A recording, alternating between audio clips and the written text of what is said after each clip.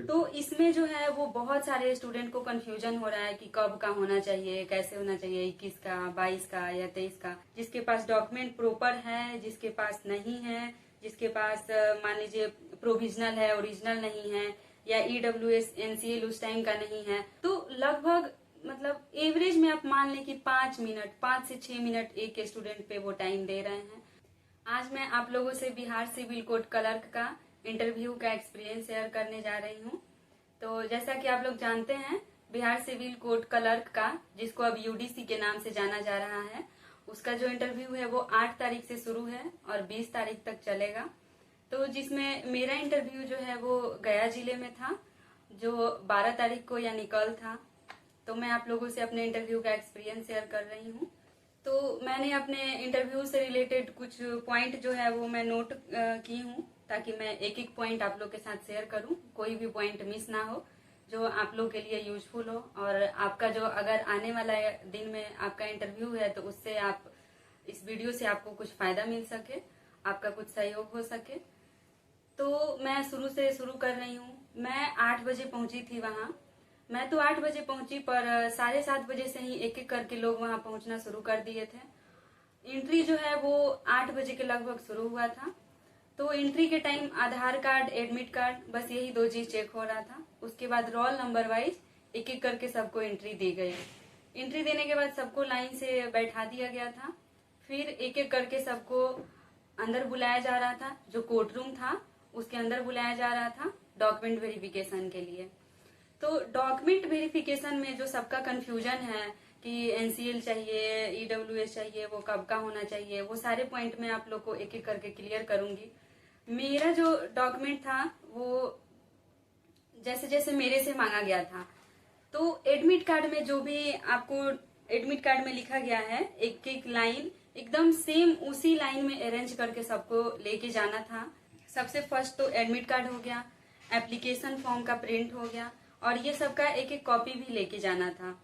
उसके बाद matric, inter, graduation और कंप्यूटर सर्टिफिकेट या अदर कोई हायर एजुकेशन जो आपने एप्लीकेशन फॉर्म भरते टाइम दिया था, जिसका नंबर आपने उस पर अपलोड किया था, वो सारे डॉक्यूमेंट आपको लेके जाना है। अगर फॉर्म भरते टाइम आप जो है वो ओरिजिनल के जगह पे प्रोविजनल सर्टिफिकेट का जो नंबर अगर आप चढ़ाए हैं, तो आपको ओरिजिनल के साथ साथ आपको प्रोविजनल भी लेके जाना होगा, क्योंकि वहां पे वो आपके एप्लीकेशन फॉर्म के प्रिंट से वो आपके सर्टिफिकेट का नंबर वहां पे मैच कराएंगे एक एक करके। तो वो आपके पास होना चाहिए। प्रोविजनल और ओरिजिनल दोनों होना चाहिए, मार्कशीट होना चाहिए। और उसके बाद बात करते हैं निवास प्रमाण पत्र, EWS और NCL से रिलेटेड। तो इसमें जो है वो बहुत सारे स्टूडेंट को कंफ्यूजन हो रहा है कि कब का होना चाहिए, कैसे होना चाहिए, 21 का, 22 का या 23 का। तो मैं आपको एकदम क्लियर कर दूं कि जो ये तीनों सर्टिफिकेट है, EWS, NCL, निवास, ये सारे जो हैं आपके, वो 1 अप्रैल 2022 से फॉर्म अप्लाई करने के डेट तक, यानी जब आप जिस डेट को फॉर्म अप्लाई किए हैं उस डेट तक का होना चाहिए। 1 अप्रैल 2022 से, ना 1 अप्रैल 2022 से पहले का वो एक्सेप्ट करेंगे, और ना ही जो आपके फॉर्म अप्लाई करने का डेट है उसके बाद का। ये चीज आप लोग क्लियर कर लें। 1 अप्रैल 2022 से आपके फॉर्म अप्लाई करने के डेट तक का ही होना चाहिए। और अगर आपके पास इस बीच का नहीं है तो ऐसा नहीं है कि वो आपको इंटरव्यू नहीं देने देंगे। इंटरव्यू तो आपका होगा, पर वो जो है वो एक एनेक्सर ई भरवाएंगे, जिसमें बेसिकली ये लिखा होता है कि जो भी डॉक्यूमेंट अभी आपके पास नहीं है वो आप 15 दिन के अंदर में, जहां पे आपका इंटरव्यू हुआ है वहीं जाके 15 दिन के अंदर में आप वो जमा करेंगे। तो ये कंफ्यूजन सारे लोग क्लियर कर लें कि इंटरव्यू से किसी को नहीं रोका जा रहा है, किसी को नहीं, सबका इंटरव्यू होगा। जिसके पास डॉक्यूमेंट प्रॉपर है, जिसके पास नहीं है, जिसके पास मान लीजिए प्रोविजनल है, ओरिजिनल नहीं है, या EWS NCL उस टाइम का नहीं है, वो किसी को नहीं रोक रहे हैं, सबका इंटरव्यू होगा। बस यही है कि अगर आपके पास डॉक्यूमेंट में अगर कुछ कमी निकली है, नहीं है, तो वो आपको एनेक्सर ई भरवाएंगे, उससे आपका क्लियर हो जाएगा, और उसमें लिखा होगा 15 दिन के अंदर में आपको जमा करना है। बस उसके बाद आपका इंटरव्यू वो आपको देने देंगे। और डॉक्यूमेंट वेरिफिकेशन में बस इतनी ही चीज मांग रही है। जो आपका एक इसमें और एक पॉइंट है, जो फोटो अटेस्टेड करवाना है गवर्नमेंट गजेटेड गवर्नमेंट ऑफिसर से।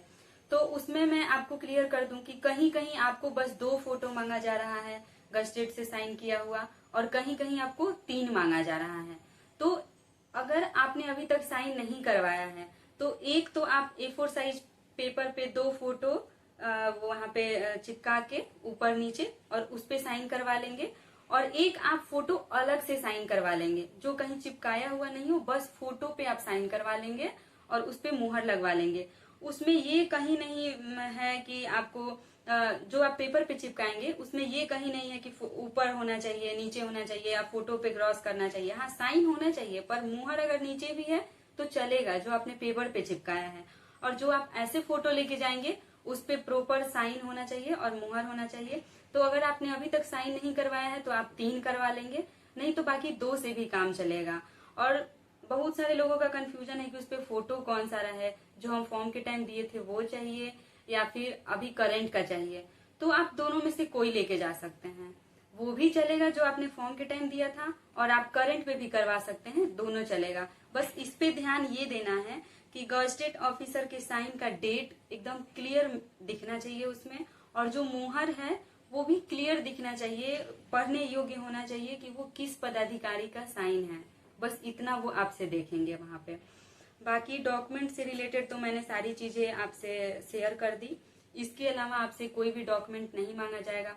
अगर आपने ग्रेजुएशन के अलावा पीजी का डिटेल फॉर्म भरते टाइम दिया है तब आपको वो दिखाना होगा, नहीं तो बस मैंडेटरी में आपका यही है, मैट्रिक, इंटर और ग्रेजुएशन का मार्कशीट और जो है ओरिजिनल सर्टिफिकेट।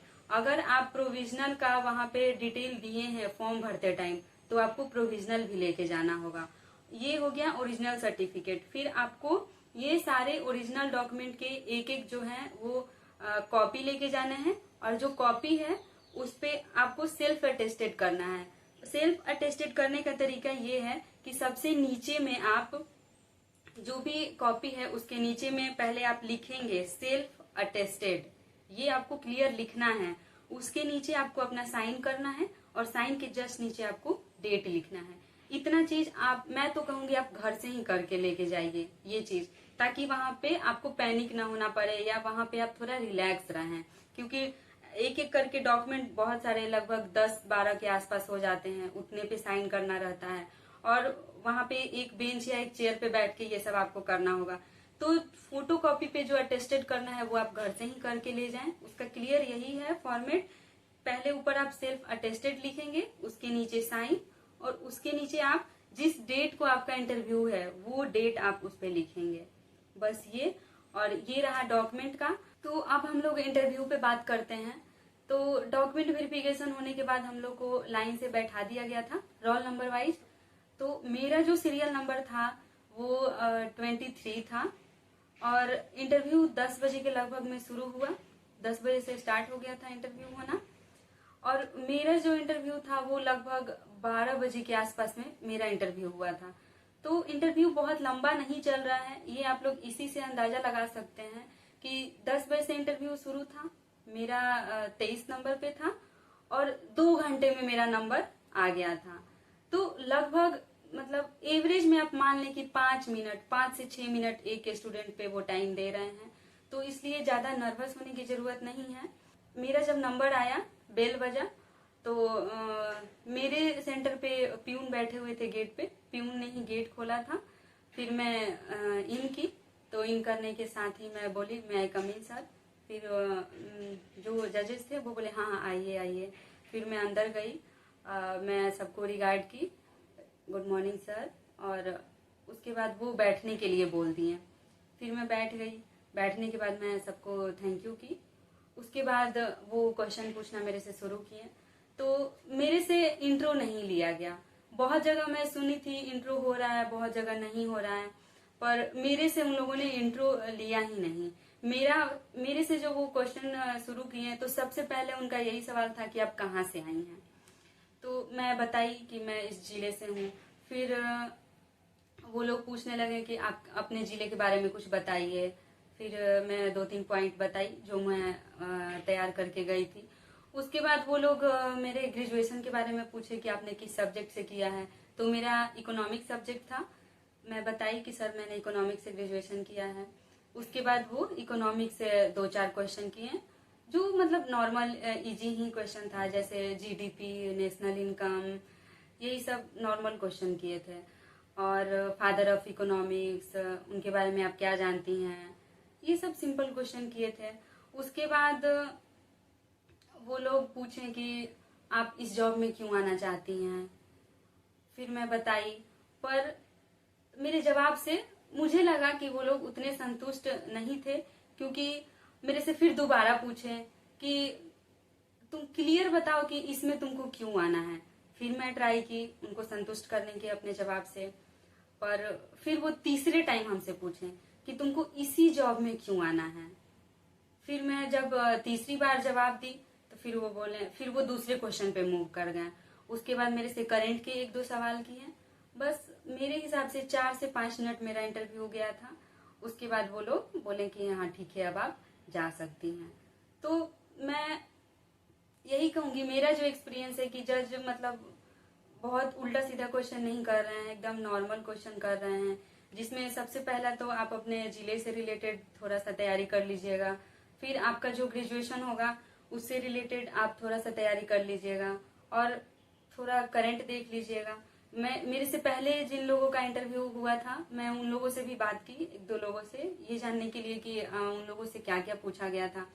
तो सबका लगभग सेम ही जवाब था कि उनके ग्रेजुएशन से पूछा गया था, जो भी उनका ऑनर्स पेपर था। हाँ, और मेरा सब्जेक्ट पहले पूछा गया कि आप किस सब्जेक्ट से ग्रेजुएट हुई हैं। उसके बाद मेरे से सब्सिडरी भी पूछा गया कि आपका और क्या क्या सब्जेक्ट था ग्रेजुएशन में। तो मैं बताई कि पॉलिटिकल साइंस था, हिंदी, इंग्लिश। तो पॉलिटी से वो मेरे से 1-2 क्वेश्चन किए हुए थे बस। और बाकी किसी किसी से जिसका जैसा बैकग्राउंड था, या फिर मतलब जिसका ग्रेजुएशन में जो सब्जेक्ट था, उस हिसाब से वो सबसे सवाल कर रहे थे।